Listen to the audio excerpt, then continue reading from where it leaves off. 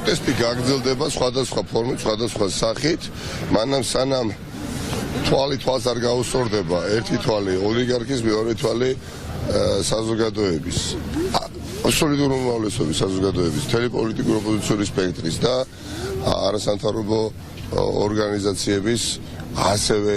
უდიდესი უმრავლესობა კი რა მთლიანად ეხა ვართ ერთ ჭკუაზე ყველა ვიძახით არჩევნები არ ჩატარდა ან გაყავდა და იქით ხარ ეს არის ბატონი ოლიგარქი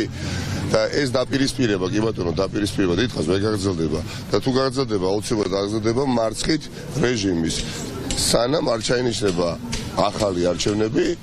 მსგავსი აქციები კიდევ თუმცა სხვადასხვა ფორმითა და ხასიათის გაგრძელდება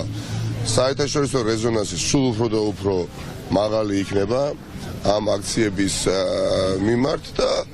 მაშინდ რაც გვექნება შესაძლებლობა ქვეყანაში ჩავატაროთ არჩევნები მერწმუნეთ არავინ ქუჩაში არ გამოვა გასაპროტესტებლად ყველანი ვიქნებით მომართულნი რომ ერთმანეთს შევეჯიბროთ საარჩევნო კამპანიაში მაგრამ ეს შესაძლებლობა არათუ ჩამოგვერთვა ამ რეჟიმის მიერ საერთოდ გითხრა რომ არჩევნებს აღარ ჩავატარებთ. დღევანდელი შესაძლებლობა რა თქმა უნდა დღევანდელი აქციაც გულისხმობს იმას, რასაც ვაკეთეთ 1 ნოემბრიდან, ხო? და